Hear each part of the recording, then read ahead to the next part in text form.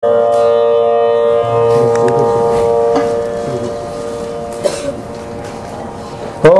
अधसूर्याधर्वांगिरसंज्ञा आख्या श्यामक ब्रह्मा ऋषिः गायत्री छन्दः आदित्यो देवता हंसः सोऽहमग्निनारायणयुक्तं बीजं हृल्लेखा शक्तिः वियदादिसर्गसंयुक्तं कीलकं चतुर्विध पुरुषार्थसिद्ध्यर्थे विनियोगः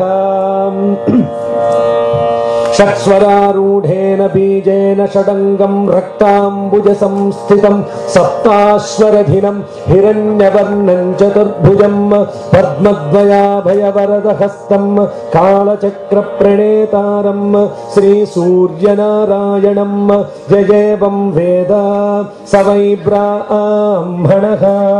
ॐ भूर्भुवः सुवः तत्सवितुर्वरेण्यं भर्गो देवस्य धीमहि धियो यो नः प्रचोदयात् स्वाहा।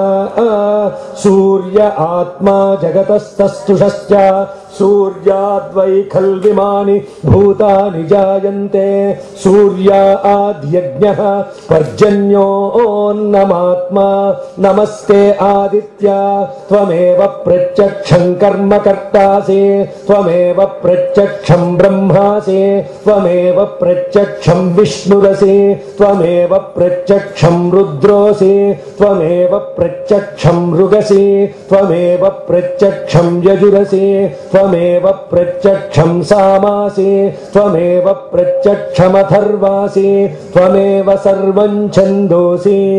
आदित्याद्वायुर्जायते आदित्याद्भूमिर्जायते आदित्याज्योतिर्जायते आदित्याद्व्योमदिशो जायन्ते आदित्या देवा जायन्ते आदित्याद्वेदा जायन्ते आदित्यो वाजेश ये तन्मण्डलं तपति असावादित्यो ब्रह्मा आदित्यो अन्तःकरणमनो बुद्धिचित्ताहङ्काराः आदित्यो वै व्यानः समानो दानोपानः प्राणः आदित्यो वै श्रोत्रत्वक्चक्षुरसन घ्राणाः आदित्यो वै वाक्पाणिपादपायूपस्थाः आदित्यो वै शब्दस्पर्शरूपरसगन्धाः आदित्यो वै वचनादानागमन विसर्गानन्दाः आनन्दमयो विज्ञानमयो विज्ञानघन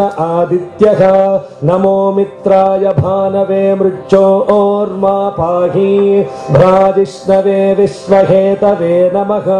सूर्याद्भवन्ति भूतानि सूर्येण पालितानि तु सूर्ये लयं प्राप्नुवन्ति यः सूर्यः सोऽहमेव च चक्षुर्नो देवः सविता चक्षुर्न उत पर्वतः चक्षुर्दाता दधातु नः आदित्याय विद्महे सहस्रकिरणाय धीमहि तन्नः सूर्यः प्रचोदयात् स्वाहा।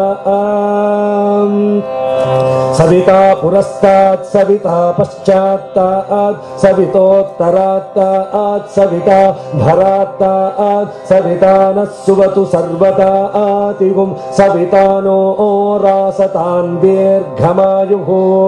ॐ इत्येकाक्षरं ब्रह्मा घृणिरिति द्वे अक्षरे सूर्य इत्यक्षरद्वयम् आदित्य इति त्रीण्यक्षराणि एतद्वै सूर्यस्याष्टाक्षरो मनुः यः सदा हरः जपति स वै ब्राह्मणो भवति स वै ब्राह्मणो भवति। सूर्याभिमुखः पठेत् महाव्याधिभयात् प्रमुच्यते अलक्ष्मीर्नश्यति अभक्ष्यभक्षणात् पूतो भवति पतितसम्भाषणात् पूतो भवति असत्सम्भाषणात् पूतो भवति।